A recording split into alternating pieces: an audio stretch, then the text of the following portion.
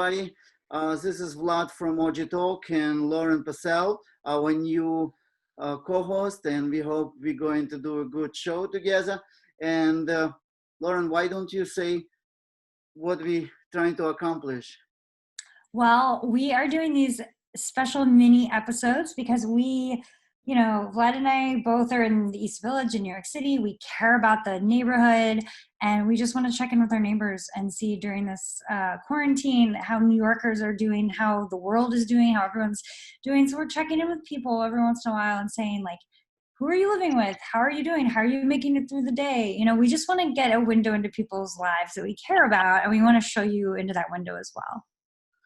And we were thinking who would be the best person to kind of give us an update what's going on outside of our apartments. And I'm happy to introduce Rachel Atcheson.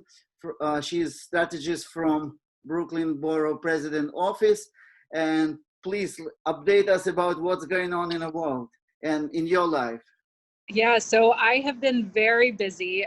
The world of lifestyle medicine is just kind of budding with information right now because so many of the comorbidities are diet-related diseases. So I focus on lifestyle medicine at work, and the kind of world is kind of opening up to the conversation more now than it ever has.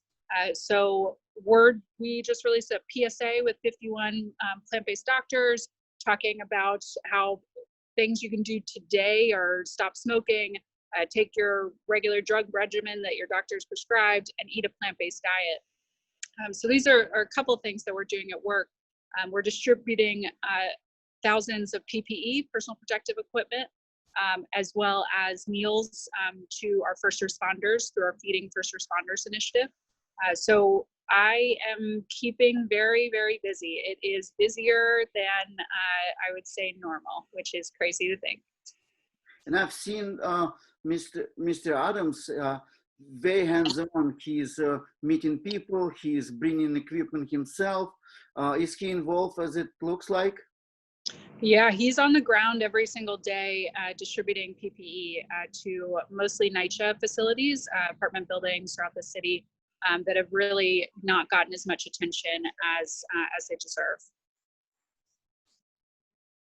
Lauren, you have any questions? Yeah, how are you finding people to work with? Like, how are you connecting with people? So all of the work is done over Zoom or Google Hangouts or whatever. So that is a lot of the kind of behind the scenes work is done on those platforms.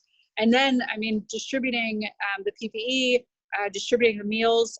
There is a lot of life in hospitals. There's a lot of life on the ground in neighborhoods that need it. So there's a lot of on the ground coordination for sure. Where do you see the biggest deficit? Where do you see the biggest need right now? Biggest need,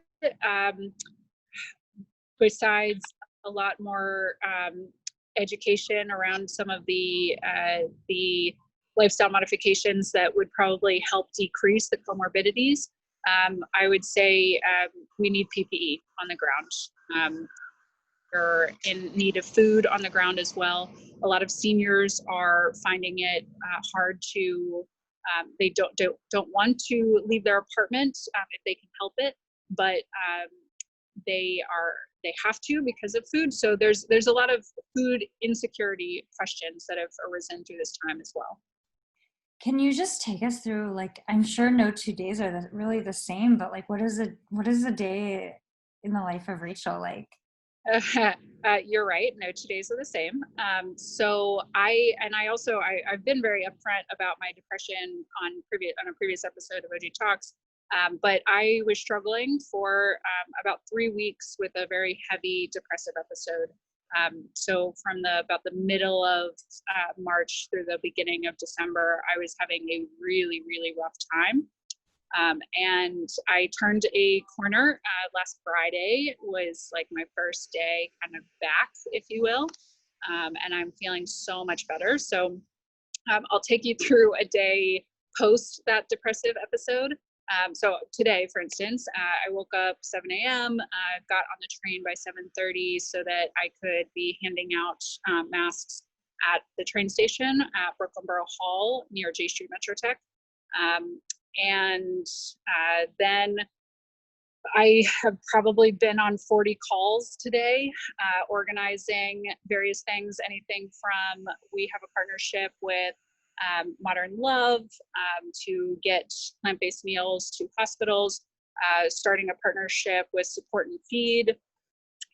We are still going through what does nutrition education look like on the state level, because so few of our doctors know much about nutrition, and yet they're kind of the first line of defense of who we ask for nutrition advice. So we're still kind of plugging away at some of that work, because that problem doesn't go away when COVID goes away. So there's more long-term stuff. So I'm actually working with Harvard's food policy clinic to kind of plot out what we should be doing. We had a podcast today with the Arena. So the borough president was on talking about COVID.